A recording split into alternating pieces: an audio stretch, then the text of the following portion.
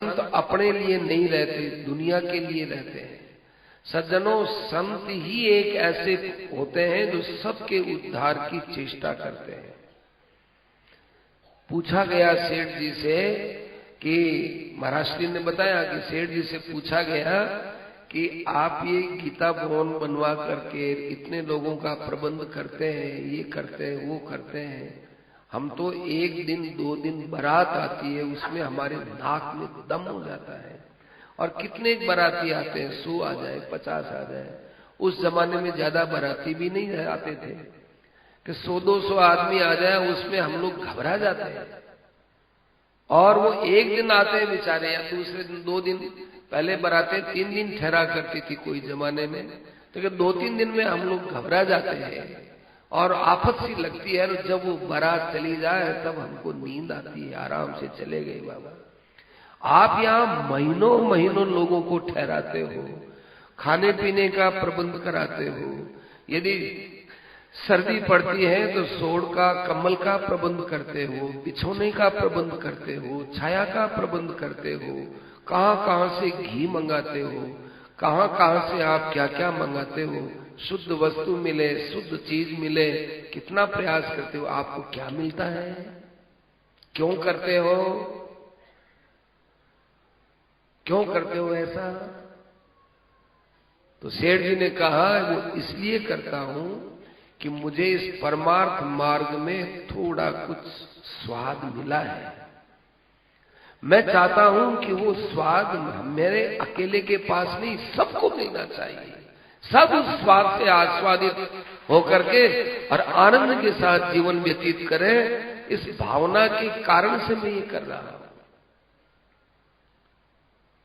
एक ने कहा कि महाराज आपका तो कल्याण हो गया, आपने अपना काम बना लिया, तो और जो है गीता प्रेस भी बना दी, खूब प्रचार कर लिया, अब भी आपको संतोष नहीं है क्या?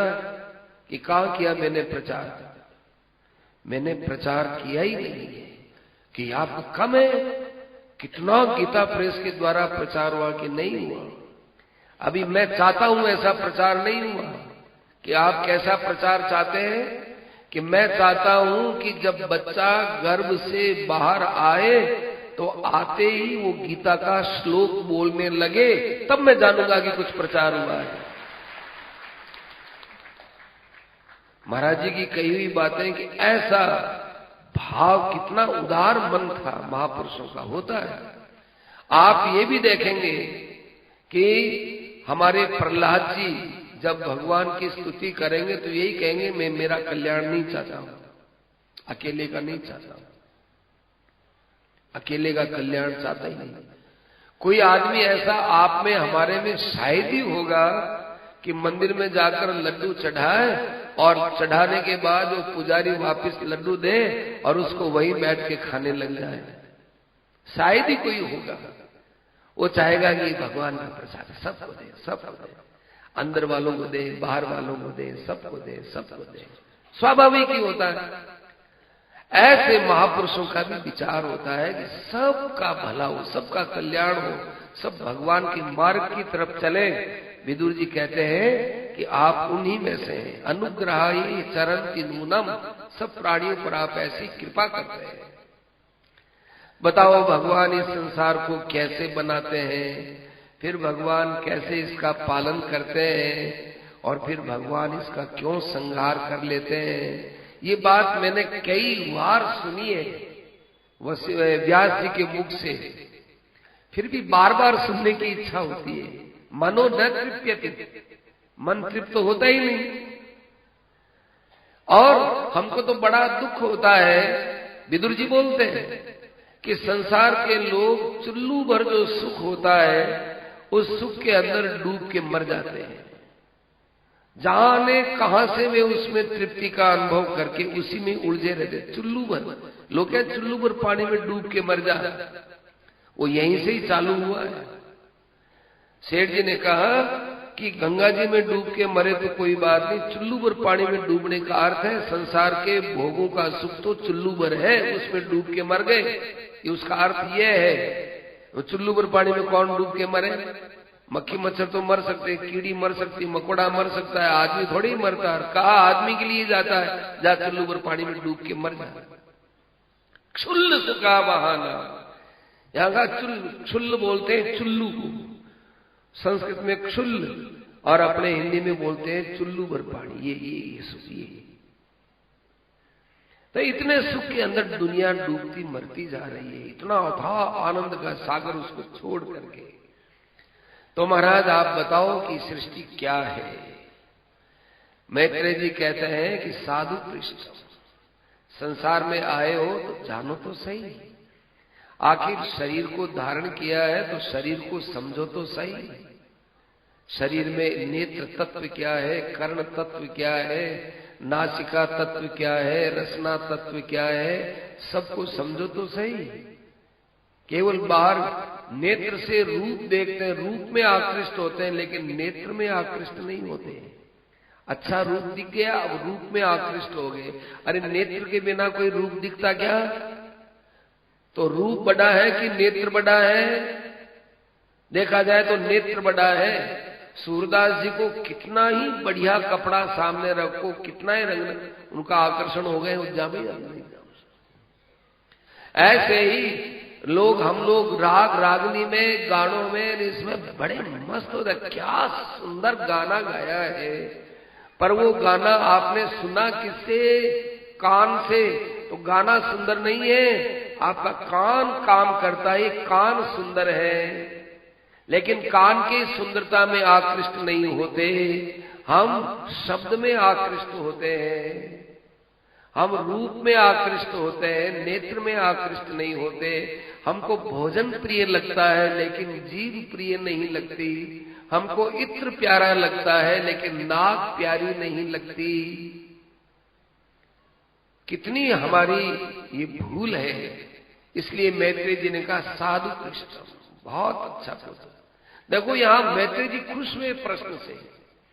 साधु पृष्ठम त्वया वीर साधो लोकान साध्वनु गृह्णता। माने 3 बार साधु साधु साधु, बहुत अच्छा, तुम बड़े अच्छे, साधु तुम बहुत अच्छे हो, साधु बहुत अच्छे, तुम अच्छे, और तुम्हारा पूछना अच्छा, और तुम्हारे पूछने से लोगों का सही ढंग से कल्याण होगा, सही ढंग से कल्याण। साधु अनुगृह्णता। देखो भाई विदुर जी, आप तो साक्षात यमराज जी हो। मांडव्य ऋषि के शाप के कारण से आप शूद्र योनि में आए हो, आप शूद्र बने हो। ओ आप वही मैत्रेय जी है ना जिनको ज्ञान देने के लिए भगवान ने मुझे आदेश दिया था। मैं तो स्वयं प्रतीक्षा कर रहा था कि कब ये विदुर आए और कब मैं तुमको ज्ञान सुनाऊं। मैत्रेय जी बोलते हैं। तो देखो सबसे पहले भगवान अपने मन में ही बहुत लोगों से मिलना चाहते हैं, अकेले बैठे मन नहीं लगता। असंतम इव आत्मानम मेने, मन नहीं लगा तो सबको बुलाया, मन नहीं लगा तो एक भगवान के मन में स्फुरना हुई। गीता में इसको विसर्ग बोलते हैं, विसर्ग। वैसे विसर्ग का त्याग होता है। तो भगवान एक अकेले, उन्होंने जो ये संकल्प किया, संकल्प करते ही कि मैं एक अकेला बहुत रूपों में हूं, क्यों ही वो संकल्प ही माया बनकर उपस्थित हो गया। कहने लगे महाराज क्या करना चाहिए? तो फिर भगवान ने उस माया को काल शक्ति से भावित किया और उससे अनेक प्रकार के तत्व पैदा हुए, सारी सृष्टि के तत्व पैदा हुए। महतत्व, इंद्रिय तत्व, अहम तत्व, सब तत्व यूं प्रकट हो गए एक साथ। ये प्रकट होकर के कहने लगे कि महाराज हम क्या करें? तो हम तो सब अलग अलग प्रकट हुए हैं, अलग अलग अलग अलग अलग अलग। आप क्या चाहते हैं? मैं तो चाहता हूं भाई संसार बने, जगत बने। तो महाराज हम तो अलग अलग हैं, हमारे में ऐसी शक्ति दीजिए कि हम आपस में मिल जाएं। तब भगवान ने कहा अच्छी बात है, मैं तुमको मिला देता हूं। तब ये 23 तत्व थे, इन 23 तत्वों को भगवान ने मिलाया। मिलाते ही एक अंडाकार हो गए और पानी में पड़े रहे और फिर ये सृष्टि का प्राकट्य हुआ। तो कल आपने जो सुना था ना कि आद्योवतार है पुरुष परस्य, वो बात है कि आद्योवतारो यन्नासो भूतग्रामो विभाव्यते।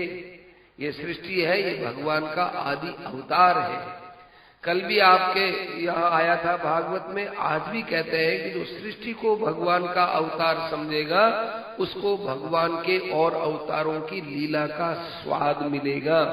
नहीं तो लीला का स्वाद ऐसे समझा जाएगा सृष्टि तो अलग है और भगवान कोई अलग है, यूं अलग है, तब तक लीला का वास्तविक रस नहीं मिलेगा। क्षण भर के लिए हंस लेंगे, क्षण भर के लिए रो लेंगे, क्षण भर के लिए हमारे अंदर कुछ वृत्तियों में बात बैठ जाएगी, परंतु संसार जगत भिन्न परमात्मा की लीला है, ये समझ में आना चाहिए कि जगत से अभिन्न परमात्मा, जगत अभिन्न परमात्मा। अस्तु, फिर भगवान से ये सारा संसार पैदा हुआ है और भगवान इसका पालन करते हैं और समय पर इसका संहार करते हैं। अब यहां विदुर जी ने प्रश्न किया कि महाराज, ये तो हम लोग रात दिन इच्छा करते हैं, इच्छा की पूर्ति में लगे रहते हैं, हमारे में और भगवान में फिर अंतर क्या रहेगा? भगवान ने इच्छा ही तो की मैं एक अकेला बहुत रूपों में हो जाऊंगी, इच्छा ही तो थी भगवान की, इच्छा थी। तो फिर हम भी ऐसी इच्छा करते हैं कि हमको धन मिले, मान मिले, बढ़ाई मिले, सुख मिले और सुख जो है हम आनंद में रहे।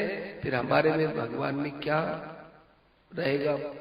क्योंकि इच्छा सदा नीरसता में पैदा होती है, इच्छा सदा अज्ञान के कारण से पैदा होती है। इच्छा अभाव को स्वीकार करते हैं तब पैदा होती है। देखिए, बहुत गहराई से महापुरुषों ने अध्ययन किया है इच्छा क्यों पैदा होती है। हम लोग देखें इच्छा, भाई इच्छा तो स्वाभाविक होती है, ये तो स्वाभाविक होती है। स्वाभाविक होती है अन्न लेने की इच्छा, स्वाभाविक इच्छा होती है जल पीने की, स्वाभाविक इच्छा है सर्दी गर्मी से बचने की। बाकी जो हम तरह तरह की इच्छाएं करते हैं ये स्वाभाविक नहीं है, ये अभाव को स्वीकार करते हैं तब होती है, अथवा अज्ञान से होती है, अथवा और कोई कारण से होती है, या नीरसता में होती है। भगवान में कोई बात नहीं, ज्ञान स्वरूप परमात्मा, उनमें अज्ञान नहीं, फिर इच्छा क्यों हुई? और स्वतः तृप्त भगवान है, इसलिए नीरसता की तो बात आने का प्रश्न ही नहीं। भगवान तो रस स्वरूप है, आनंद स्वरूप है, इसलिए किसी वस्तु का अभाव भी नहीं और अज्ञान भी नहीं, उनमें नीरसता भी नहीं और भगवान का इच्छा करने का स्वभाव भी नहीं। फिर भगवान इच्छा क्यों करते हैं? देश काल आदि से भी कोई भगवान से दूर नहीं है जिसकी इच्छा करे। भगवान एक एव एष है। अच्छा चलो, भगवान ने बना दिया संसार, तो जीव रूप से कौन है संसार में? कि भगवान। अच्छा, इन जीवों के कर्मों का फल कौन भुगताता है? भगवान। और ये कर्मों का फल भोगता कौन है? कि भगवान। कि वारे भगवान, खुद ही न्यायाधीश, खुद ही चोर और खुद ही जेल खाने में पटकने वाला, खुद ही जेल खाने में सड़ने वाला, खुद ही हत्यारा, खुद ही हत्यार, खुद ही उसका दंड देने का विधान करने वाला। ये क्या बात है? कुछ महाराज मेरी बुद्धि तो इसमें भ्रमित हो गई, मेरा मन भ्रमित हो गया। मैं भगवान में दोष नहीं देख रहा हूं। देखो, हमारे विदुर जी ने जो प्रश्न किया है वो प्रश्न आजकल के लोग बोलते हैं, इनमें अंतर है। आजकल के लोग अपने प्रश्न को सिद्धांत बना लेते हैं और विदुर जी ने अपने प्रश्न को अपना अज्ञान माना है। यद्यपि ऐसी चीजें हैं नहीं, लेकिन हमारे मन में संदेह हो रहा है, इसलिए विदुर जी ने साफ कह दिया मैं कोई नास्तिक नहीं हूं। एतस्मिन् में मनोविद्वन खिद्यते अज्ञान संकटे। अज्ञान तो मेरा है, निज अज्ञान राम पर धरहि। इसलिए क्या बताऊं, मेरे अज्ञान से छुटकारा देने के लिए आपसे प्रार्थना करता हूं कि ऐसे तर्कों का मैं कैसे समाधान करूं। मैत्रेय जी मुस्कुराए, भगवान का ध्यान किया, खूब आनंद में डूबे, कहने लगे विदुर सेयम भगवतो माया, इसी को माया बोलते हैं। जहां आदमी चक्कर खा जाए इसी को माया बोलते। माया जहां कोई तर्क की पहुंच नहीं है। भगवान अतर्क के, राम अतर्क के, बुद्धि मन बानी। भगवान को मन बुद्धि आदि के तर्कों से नहीं जान सकते। भगवान पर तो केवल विश्वास ही किया जा सकता है। अच्छा बताओ, तुम इन जो प्रश्नों को करते हो तो इन प्रश्नों का अर्थ तो यही हुआ ना कि जगत भी सच्चा है, जीव भी सच्चा है, भगवान तो सत्य है ही। तुम जगत को सत्य मानते हो और जीव को भी तुम सत्य मानते हो। मूल में सत्य है क्या?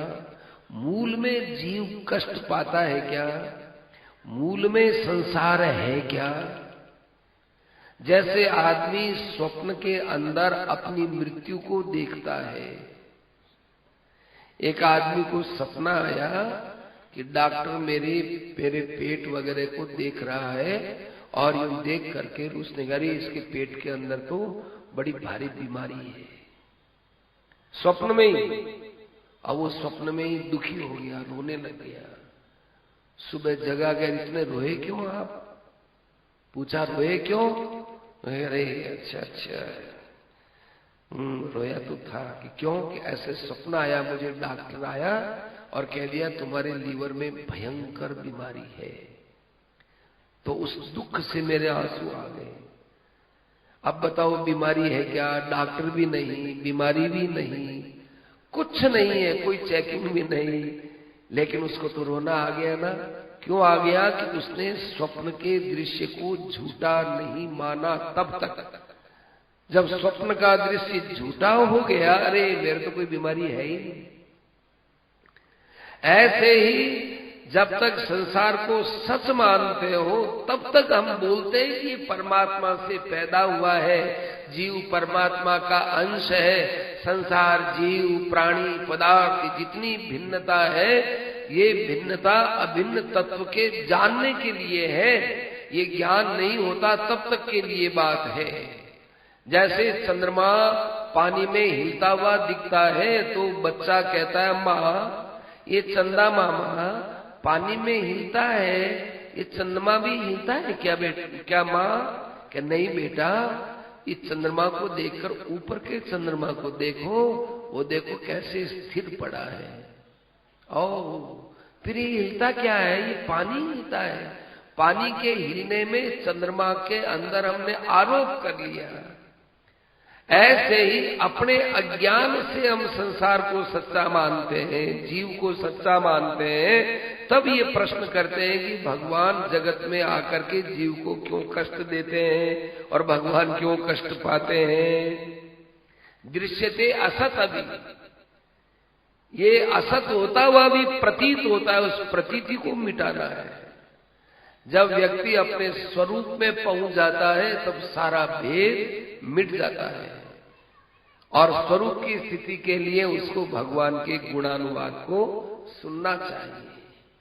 इतने प्रसन्न हो गए, इतने प्रसन्न हो गए नारद, ये विदुर जी महाराज इतने प्रसन्न हो गए। वाह महाराज, आज मुझे पता चला है कि भगवान के विषय में प्रश्न करना हो तो पहले भीतर से जीव भाव का त्याग करो, तब भगवान के विषय में जान पाओगे। हम जीव भाव में पड़े हैं और भगवान की लीलाओं में क्वेश्चन करते हैं, जिज्ञासा रह गई ऐसे कैसे हो गया, उन्होंने ऐसे कैसे कर दिया। इससे तो नास्तिकता फैलती है। पहले जीव भाव से मुक्त हो जाओ। भाई हमारे हाथ में जो है कादा कीचड़ लगा हुआ है और अब कोई मिठाई लाके रखते तो मिठाई के अंदर काचे की कादा कीचड़ हुआ है। मिठाई तो बड़ी पवित्र होती है, बड़ी अच्छी होती है, गंगा जल में बनाई हुई, इसमें दुर्गंध कैसे आ रही है भाई? तो दुर्गंध भाई मिठाई की नहीं है, तुम्हारे हाथ में कादा कीचड़ उसकी दुर्गंध है। पहले हाथ को साफ करो, इसको खूब अच्छी तरह से मिट्टी से साफ करके और इसको सुवासित करो, उसके बाद आप प्रसाद लो, देखो आपको गंध आती है क्या। ऐसे ही अपने जीव भाव से मुक्त होकर के फिर भगवान का लीला श्रवण करो, भगवान की लीलाओं में प्रवेश करो। उस समय न तो आप अपनी स्थिति मानोगे न जगत की स्थिति मानोगे, आपको एकमात्र परब्रह्म परमात्मा का ही परमात्मा का ज्ञान होगा। ये मेरा आज संदेह था पहले, ये मेरा दूर हो गया। अब नारद जी ने कहा कि महाराज, विदुर जी ने कहा, विदुर जी ने कहा अनेक प्रकार के प्रश्न किए। ब्रह्मा जी की क्या क्या संतानें हुई, ब्रह्मा जी ने कैसे सृष्टि का विस्तार किया, देवता मनुष्य तिर्यक ये सब कहाँ रहते हैं, यज्ञ की क्या विधियां है, श्राद्ध की क्या विधि है, दान तपस्या की क्या विधि है। इतना बड़ी फहरिस्त रख दी सामने, लिस्ट रख दी। देखो ऐसे ही परीक्षित ने किया है, ऐसे इन्होंने किया है, और इतनी बड़ी प्रश्नों की बातें रख करके भी विदुर जी सारे प्रश्नों का समाधान सुने बिना बीच में ही रवाना हो जाएंगे। क्यों? एक परमात्म तत्व के विषय में जब तक अज्ञानता रहती है तब तक हर विषय में अज्ञानता रहती है, और एक परमात्म तत्व का ज्ञान हो जाता है तो उसके सब विषयों का उसको सब विषय में उसकी बुद्धि ठीक प्रवेश करती है। महाराज श्री ने कहा कि कई बार मुझे लोगों ने ऐसे ऐसे प्रश्न किए, ज्योतिष के विषय में प्रश्न किया एक जगह, जबकि मैं ज्योतिष मेरा विषय ही नहीं है, मेरा विषय ही नहीं है ज्योतिष का, लेकिन ज्योतिष के विषय में प्रश्न किया तो मेरे समझ में आया, वैसा समझा वैसे मैंने जवाब दे दिया और उनको संतोष हो गया। अगले को संतोष हो गया कि अब मेरे समझ में आ गया। एक संत थे, वो वैज्ञानिकों के सम्मेलन में गए। लोगों ने कहा महाराज आपका विषय तो आध्यात्मिक है, यहाँ तो वैज्ञानिक लोग आए हुए हैं, वहां आप क्या करोगे जाकर के? कि भाई बुलाया इसलिए जाएंगे। चले गए और वो विज्ञान पर बोलने लगे। बोलते बोलते ऐसा बोले तो वो वैज्ञानिक लोग कहने लगे बाबा हम तो ऐसा जानते नहीं है, विज्ञान की ऐसी परिभाषा भी होती है, हम तो इन यांत्रिक ज्ञान को ही विज्ञान मानते हैं। गीता में ज्ञान विज्ञान आता है, भागवत में भी एकादश में ज्ञान विज्ञान की परिभाषाएं होती हैं। वहां से विज्ञान की परिभाषा करने लगे तो वो आश्चर्य में डूब गए। तो जो एक परमात्म तत्व के विषय में प्रवेश जब हो जाता है फिर और विषयों का ज्ञान अज्ञान कोई उसको बाधित नहीं करता। विदुर जी को जब असली ज्ञान मिल गया फिर उन्होंने और प्रश्नों के बारे में पूछा ही नहीं। ऐसे ही हमारे परीक्षित नहीं पूछेंगे। परीक्षित जी ने इतना प्रश्न किया वो बात वहीं खत्म हो गई। तो मैत्रेय जी उत्तर देते हैं। अरे विदुर जी ने एक बात कही, उधर ध्यान देना। विदुर जी ने कहा कि महाराज आज मुझे सत्संग मिला है, इसलिए मैं इतने प्रश्न करके और आपसे सत्संग की बात सुनना चाहता हूं, क्योंकि जितना आनंद व्यक्ति को सत्संग की एक कला में मिलता है उतना आनंद सारे वेदों का अध्ययन कर लो, यज्ञ कर लो, दान कर लो, तपस्या कर लो, वो उतना आनंद मिल ही नहीं सकता है जो थोड़ी देर के सत्संग से हमको परम आनंद मिलता है। इसलिए आज आपका हमको सत्संग मिल गया। हम महाराज सत्संग को छोड़ना नहीं चाहते, सुनाओ आप हमें। विदुर जी को कहने लगे मैत्रेय जी, विदुर तुमने तो वास्तव में सत्पुरुषों का सेवन किया है, तू पुरुवंश में जन्म लिया है, तू भगवत प्रधान है, इतना सत्संग में तेरा भाव है विदुर, मुझे तो बड़ा आनंद आता है। इसलिए मेरे दिल में जो तुम मुझसे पूछ रहे हो वो मैं तुमको बताता हूं। मेरे दिल में भागवत बसी हुई है। कि भागवत?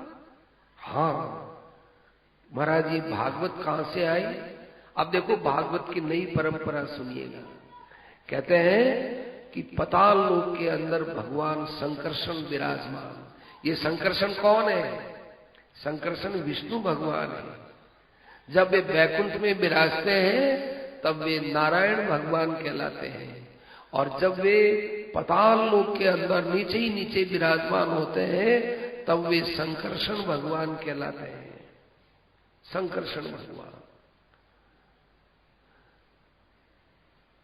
जहां भगवान अर्जुन को लेकर ब्राह्मण के मरे हुए पुत्रों को लेकर आते, वो महानारायण भगवान भागवत में आता है 10वें स्कंद के 89 अध्याय में। तो मैत्रेय जी कहते हैं कि वहां भागवत, अब कल आपने सुना था कि भगवान ने तो नारायण भगवान ने तो वैकुंठ में भगवान भागवत कथा कही, यहाँ आप कहते हैं भगवान विष्णु ने संकर्षण रूप में पताल के नीचे कथा कही। क्यों, क्या हो गया? क्या हो गया? आपने भी तो कई जगह कथा सुनी है, कोई कहाँ कहीं, कभी कहाँ, कोई कहाँ कथा करता है, कोई कहाँ करता है। भगवान ये बताना चाहते हैं कि सबसे ऊंचा लोक वैकुंठ और सबसे नीचा लोक पाताल, तो ऊपर से लेकर के नीचे तक संपूर्ण ब्रह्मांड में केवल भागवत की ही चर्चा होनी चाहिए। इसलिए ऊंचे लोक में भी भागवत और नीचे लोक में भी भागवत। तो संकर्षण भगवान ने जब कथा कही थी तो ब्रह्मा जी के बेटा सनकादि ऋषि अपने जटाओं में गंगा जी का जल भर करके और पाताल में जाकर उन संकर्षण भगवान के चरणों को धोते हैं, जटाओं में जल ले जाकर। महाराज, अरे भाई इतना परिश्रम कैसे किया सनकादि ऋषियों? महाराज आपसे हमको भागवत सुननी। अच्छा, भागवत सुनो। सनकादिकों ने भागवत सुनी। फिर सनकादिकों से भागवत सांख्यायन ऋषि ने सुनी।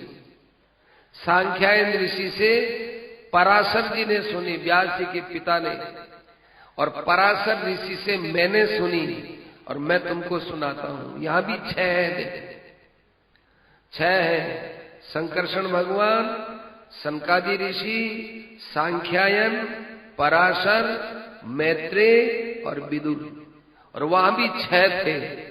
भगवान नारायण, ब्रह्मा, नारद, व्यास, सुखदेव और परीक्षित।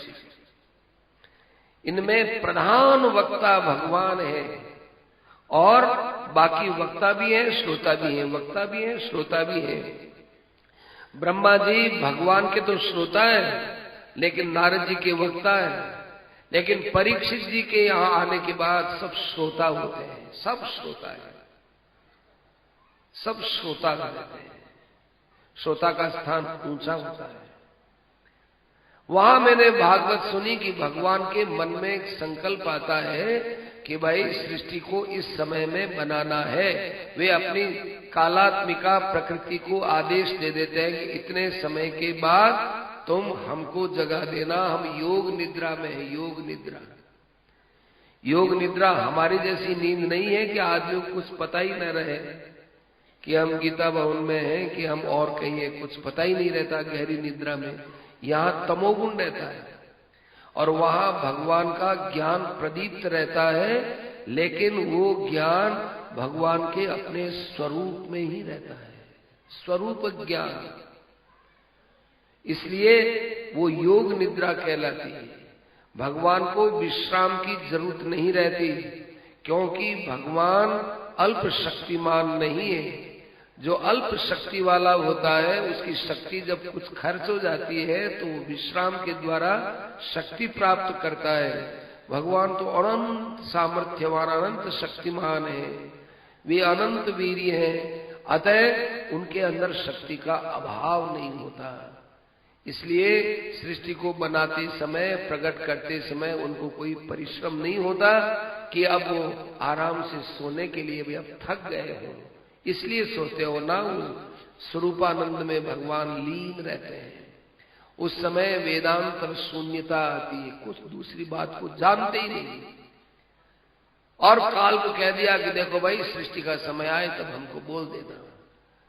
तब सृष्टि ने उनके नाभि में से कमल पैदा किया और भगवान ने फिर उसमें से ब्रह्मा जी को पैदा किया।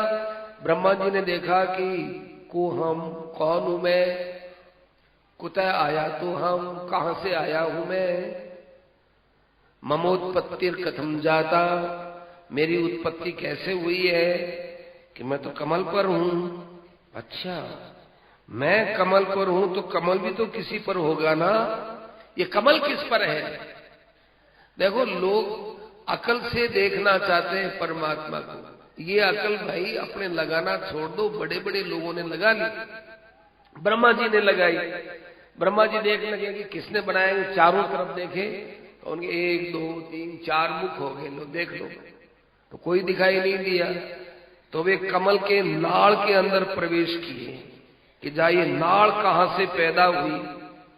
जाते जाते जाते सज्जनों 1000 युग बीत गया तो भी उसकी था नहीं मिली। ब्रह्मा जी देखे कि अरे ऐसे तो मैं कितना ही कुछ कर दूं पता ही नहीं चलेगा।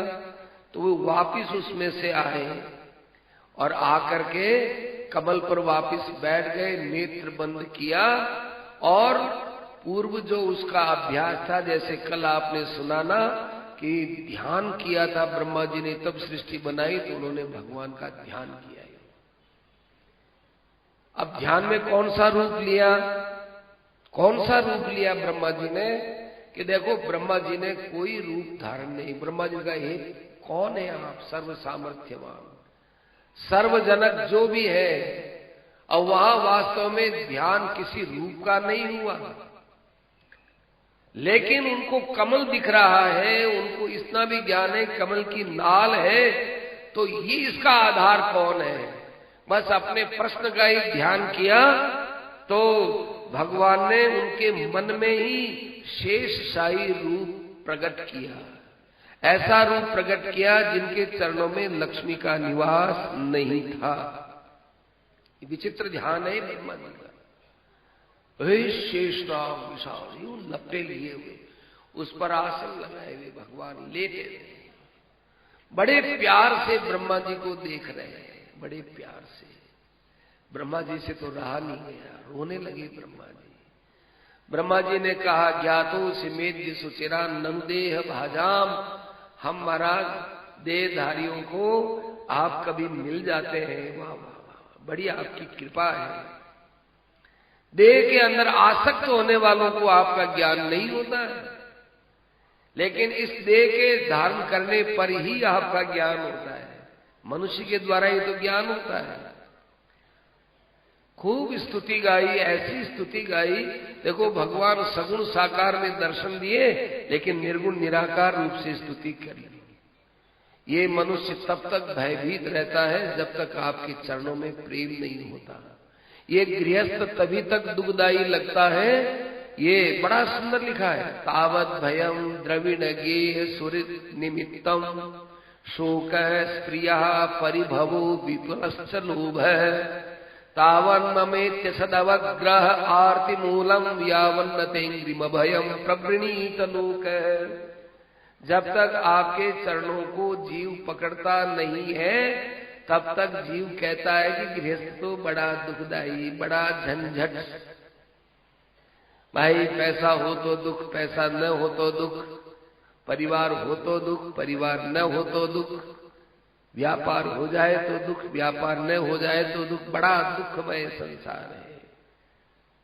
ये वृत्ति कब पैदा होती है, जब आपके चरणों को भूल जाता है और पहले तो इनमें ममता करता है, और ममता करके और उस ममता को तो वो छोड़ता नहीं, परिवार को छोड़ना चाहता है, परिवार को हाय हाय करके बोलता है दुखदाई है, ये है। दुखदाई तो तुम्हारी बनाई हुई ममता है।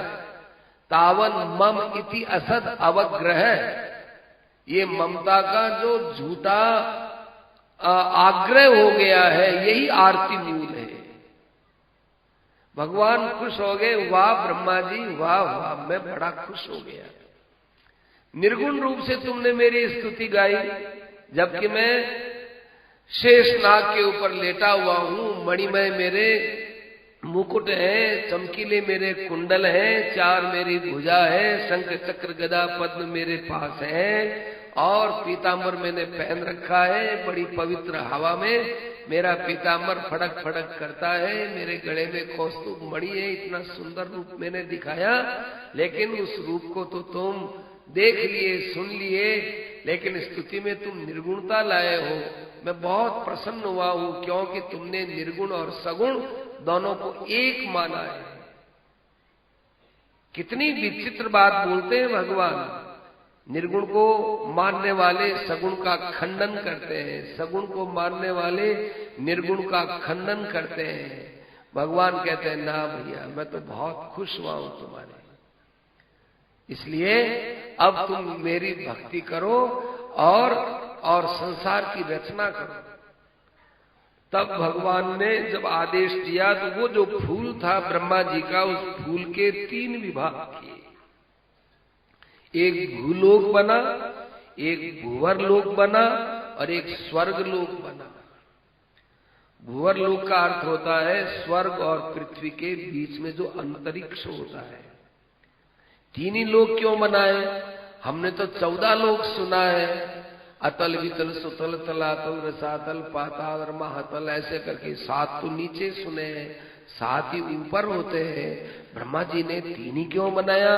कि उनका कार्य क्षेत्र इतना ही हो सकता है, इससे ज्यादा हो नहीं सकता है। क्योंकि कर्म फल 3 जगह ही भोगा जाता है, भूलोक में, भूवर लोक में और स्वर्ग लोक में कर्म फल इतना ही होता है।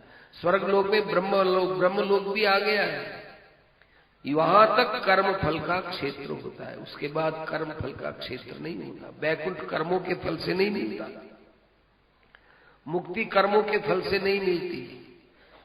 कर्मों का फल या तो शुभ या अशुभ, अशुभ का अशुभ फल और शुभ का शुभ फल। तो नरक वगैरह होते हैं ये अशुभ है, और स्वर्ग आदि है ये पुण्य कर्म का फल होता है। फिर जो है काल का निर्माण हुआ। अब काल भी सबके लिए अलग अलग, पृथ्वी पर रहने वालों का काल मान अलग होता है, वहां सूर्य की गति जितने तेजी से चलती है, पितरलोक में 15 दिन का फर्क होता है। देखो अपने यहाँ श्राद्ध होता है ना, वो आश्विन के वैसे तो पूर्णिमा से लेकर अमावस तक करते हैं, 16 दिन का श्राद्ध होता है। 15 दिन को कनातों का दिन मानते हैं। तो ये 15 दिन करते हैं, तो 15 दिन का क्या मतलब है कि वहां पितरलोक में उनको 1 दिन होता है, उनको 1 दिन मिलता है। हमसे 15 गुना उनको ज्यादा मिलता है। हमारे यहाँ 15 दिन, उनका यहाँ 1 दिन। तो पितरलोक में 15 दिन का जो हमारा काल होता है, वो काल उनका एक होता है, 15 गुना ज्यादा उनका समय हुआ 1 दिन का। ऐसे हमारे यहाँ 360 दिन होते हैं, तो 1 बरस होता है। तो देवताओं के यहाँ 360 होता है, तो 1 दिन होता है। ऐसे चलते हैं। तो ब्रह्मा जी के यहाँ चतुर्युगी में 1000 चतुर्युगी होती है, तो ब्रह्मा जी का दिन होता है। अलग अलग जगह अलग अलग कालमान है। और ब्रह्मा जी का जब 1 दिन होता है, उस समय में हमारे यहाँ 14 मनु शासन करके चले जाते हैं, जिनको 71 से कुछ थोड़ा सा ज्यादा समय मिलता है, उसको कल्प बोलते हैं। इस समय ब्रह्मा जी के 50 वर्ष तो बीत गए, 51वां वर्ष चल रहा है, और ये श्वेत वराह कल्प कहलाता है। अच्छा, ब्रह्मा जी की आयु क्या है? आश्चर्य होगा सज्जनों, भगवान अपने आंख को खोलते हैं तब ब्रह्मा जी सहित सारी सृष्टि बनती है, और भगवान यू आंख पलक बंद करते हैं तो सारी सृष्टि का विलीनीकरण हो जाता है। अब एक आदमी कितनी बार आंख खोले बंद करे, कोई गिन सकता है? कोई नहीं गिन सकता। कितनी बार आंख बंद करे, कोई एकदम निर्निमेष देख ही नहीं सकता है। जिद लगावे थोड़ी देर रह गए, अपने आप ये स्वभाव है, पलक गिरने का स्वभाव होता है। तो भगवान की पलक गिरती है तो सृष्टि मात्र में प्रलय है, ब्रह्मा से लेकर सब जीवों का प्रलय है। ब्रह्मा का ही हो गया तब और क्या बचेगा? और खोलते हैं तो सारी सृष्टि प्रकट होती है। ब्रह्मा जी सृष्टि को कैसे बनाते हैं? कि भाई ब्रह्मा जी ने सबसे पहले अज्ञान की सृष्टि बनाई। देखो कोई भी काम करेंगे ना तो सबसे पहले उस काम में अनेक प्रकार की गड़बड़ियां होंगी। गीता जी ने तो कहा सर्वारंभा ही दोषेण धूमे नाग्निरिवावृता। कोई भी काम करेंगे उसमें गलतियां तो आएंगी। बच्चे को पट्टी पढ़ता दे दो, पट्टी बढ़ता बोलते हैं हमारे उधर। पट्टी पेंसिल है हिंदी का शब्द, पेंसिल अंग्रेजी का शब्द। तो उसको कहे कि बेटा ए लिखो, ए शुरू में लिखाओगे, उसका हाथ पकड़ के यूं लिखाओगे तो अभ्यास कर, इसके ऊपर लिख, फिर अलग लिख, फिर अलग लिख। तो जैसा हमने लिखा है वैसा वो नहीं लिख सकता। वो टेढ़ा मेढ़ा कैसे करेगा, फिर उसको सुधारेगा, करेगा। तो ऐसे ही ब्रह्मा जी ने पहले सृष्टि बनाने का काम किया। तो अज्ञानम पुरतो भाति, अज्ञान निकलता है ना अंदर से, इसलिए वो अज्ञान प्रकट होता है। अंदर से अज्ञान निकलता है। लोग जाने कौन, वो जानेगा तभी वो उस अपना अनजानपना समाप्त करेगा। तो पहले दिन ए लिखेगा, दूसरे दिन ए लिखेगा, तीसरे दिन ए लिखेगा, अंत में उसमें सुधार होते होते वो ठीक ढंग से ए लिख देगा। ब्रह्मा जी ने देखा कि अरे ये अज्ञान की सृष्टि तो संसार में खराब कर देगी। तो ब्रह्मा जी ने क्या किया, ध्यान किया। ब्रह्मा जी पर संकट आया तो भगवत ध्यान पूतेन मनसा, भगवत ध्यान से जब उनका मन पवित्र हो गया तो फिर कहा कि महाराज अब सृष्टि बनाऊं। तो सनकादि ऋषियों को बनाया। सनकादि ऋषि इतने बड़े अच्छे ज्ञानी महापुरुष बने। क्यों इतना ज्ञान किसने दिया उनको? उनको ज्ञान दिया नहीं, भगवान के ध्यान करने से ब्रह्मा जी से पैदा हुए। देखो ये ब्रह्मा जी की संकल्पमयी सृष्टि है, ये संयोगज सृष्टि नहीं है। संयोगज सृष्टि अलग होती है। जब ये मानसी सृष्टि बोलते हैं इसको, संकल्पज सृष्टि। तो संकल्प किया तो अच्छे अच्छे 4 सनकादि बेटा हुए। ब्रह्मा जी खुश हो गए, बेटा अब तुम ऐसा करो कि तुम भी आगे मेरे साथ सृष्टि का संकल्प करो। तो सनकादियों ने कहा कि पिताजी सृष्टि का संकल्प करेंगे उसके बजाय तो भगवान का संकल्प करें ना। आपने भी तो भगवान का संकल्प किया तब हम पैदा हुए हैं, तो हम भी भगवान का ही संकल्प करेंगे, हम सृष्टि के चक्कर में नहीं पड़ेंगे। तो यहां ब्रह्मा जी को क्रोध आ गया। क्रोध आया लेकिन बोले नहीं, वो क्रोध से अंदर अंदर घुटने लगे। और इन दोनों आंखों के बीच में जो भुआ है यहां क्रोध का स्थान है। ये क्रोध का स्थान है। इस क्रोध स्थान के अंदर जो है यहां से रुद्र पैदा हुआ, क्रोध पैदा हुआ। उसके 11 नाम, मन्यु, क्रोध, ऐसा करके उसके 11 नाम, वो रुद्र पैदा हुआ, रुद्र। ब्रह्मा जी फिर घबरा गए। क्या बात है भाई? वहां से कोई खटका है भाई? अस्तु। तो फिर भगवान ने, ब्रह्मा जी ने देखा कि रे पहले अज्ञान पैदा हुआ, फिर ज्ञानमय सृष्टि हुई, फिर ये क्रोधमय सृष्टि हुई। क्या बात है, क्या हो गया? तो ब्रह्मा जी ने फिर दोबारा भगवान का ध्यान किया। अब की बार ध्यान किया तो भगवान ब्रह्मा के अंग से अनेक ऋषि पैदा हुए। अत्रि है, वशिष्ठ है, भृगु है, अंगिरा है, पुलस्त्य है, दक्ष है, प्रजापति पुलस्त्य है, ये सब पैदा हुए।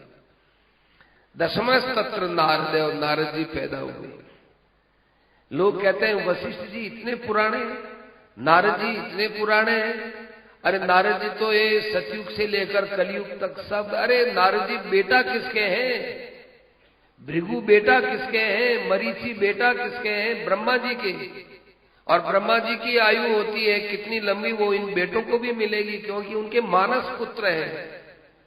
ये कर्म फल से नहीं पैदा हुए, ये भगवान के ध्यान से पैदा होने वाले दिन की कितनी लंबी आयु, ये भगवत प्रदत्त इनका कालमान है भाई।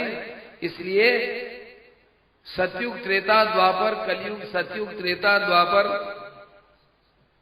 इस पार पड़े बोले ना, ये सब चलेगा। तो इन सब की सृष्टि हुई, फिर वेदों की रचना की, उपवेदों की रचना की ब्रह्मा जी ने अपने मन से ही, फिर स्वरों की रचना की, ए आई यू ये सब रचना की, फिर स्पर्श अक्षरों की रचना की। स्पर्श अक्षर कहलाते हैं 5 वर्ग, कवर्ग, चवर्ग, टवर्ग, तवर्ग, पवर्ग,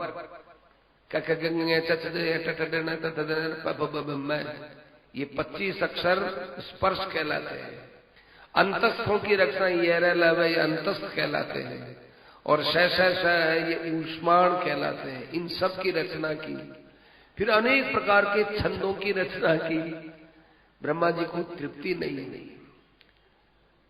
कहा कि अब क्या करें। तो ब्रह्मा जी ने संकल्प किया, अपने एक शरीर से ब्रह्मा जी पुरुष बन गए और एक से स्त्री बन गए ब्रह्मा जी। तो जो पुरुष था उसका नाम मनु रखा, और जो स्त्री था उसका नाम शतरूपा रखा। मनु और शतरूपा के 5 संतान हुई, 2 बेटा हुई, 2 बेटा हुए, 3 बेटियां हुई।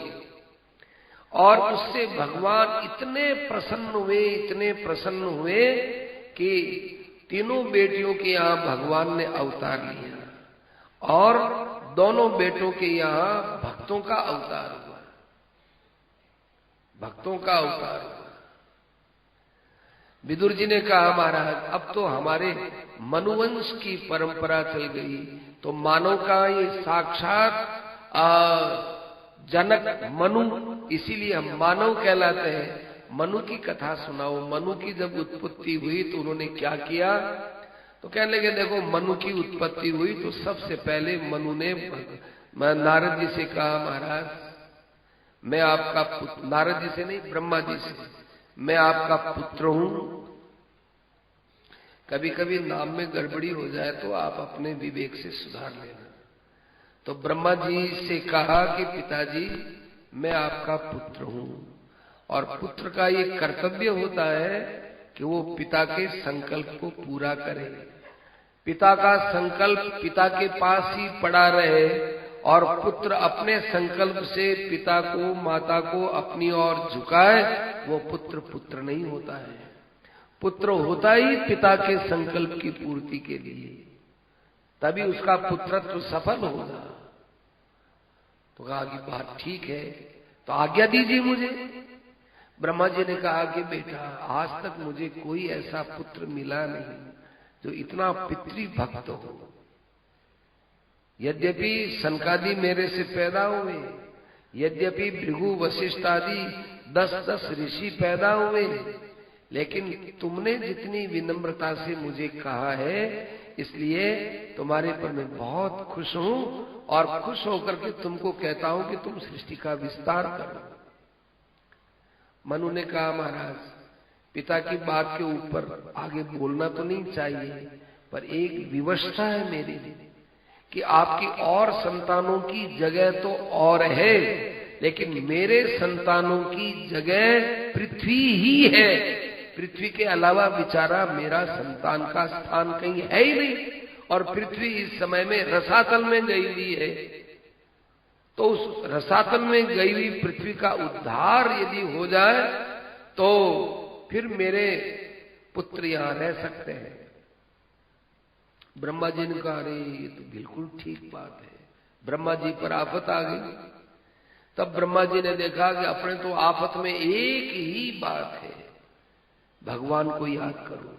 हरि स्मृति सर्व विपद विमोक्षण। कोई भी कष्ट है, लोग कोई मंत्र बताओ, कोई तंत्र बता दो, कोई ऐसी चीज बता दो, हम बड़े संकट में घिरे हुए हैं, तंत्र मंत्र ये सब बाद की बात है। वो इतना लाभ नहीं होता है जितना भीतर भगवान के आर्त होकर के शरण हो जाना चाहिए।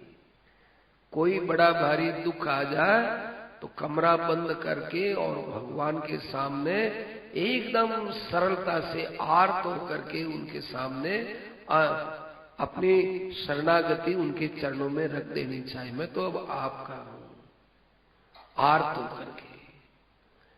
संसार में लोगों को क्यों कहो, लोगों को कहने से हमारे अंदर कोई लोग सहायता नहीं कर सकेंगे।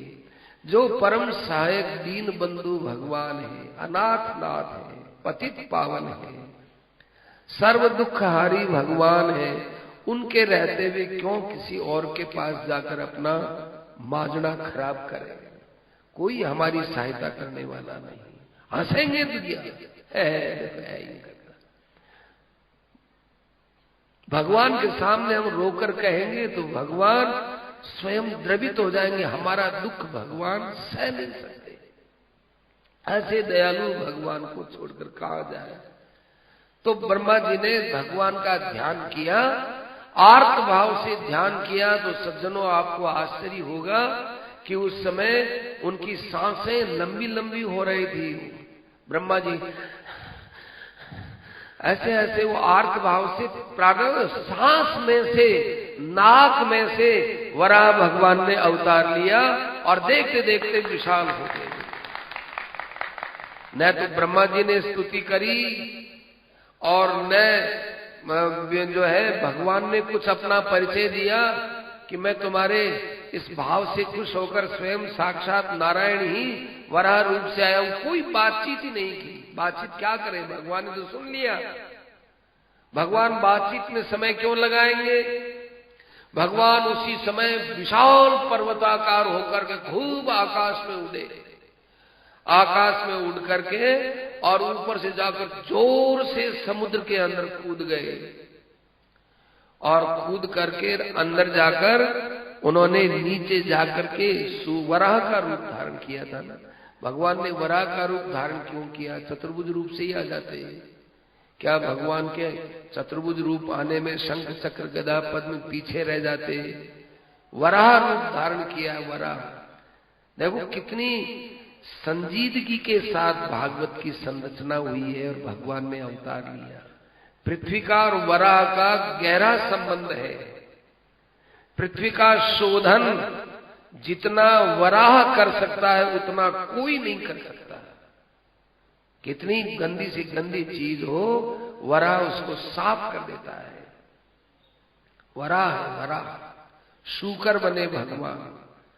भगवान को शर्म नहीं आई। देखो हम लोगों के लिए, मानवता के कल्याण के लिए भगवान ने निंद्य पशु बन करके भी अवतार लिया है।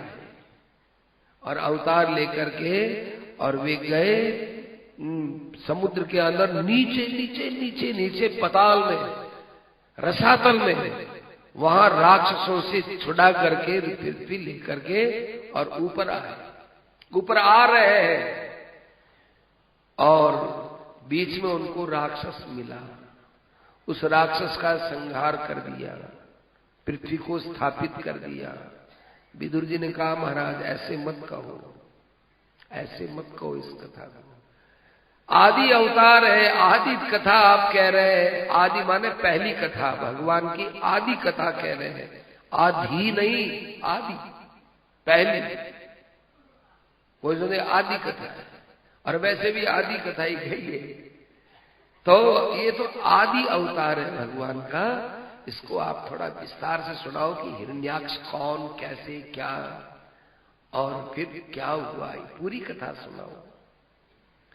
मैत्रेय जी कहते हैं साधु, फिर शाबाशी दिए उनको। साधु वीर त्वया पृष्ठ है, साधु वीर त्वया पृष्ठम अवतार कथाम हरे। बहुत सुंदर बात पूछी, क्योंकि लीलाओं के कहने सुनने में मन उसी में ही रम जाता है ना, तो उसको कहने वाले को, सुनने वाले को बड़ा आनंद मिलता है। तो देखो बात बताएं कि कश्यप जी की पत्नी थी दिति।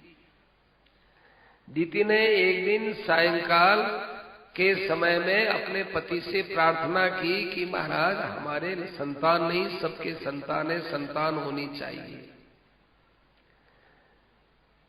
कश्यप जी ने कहा कि संतान क्यों होनी चाहिए?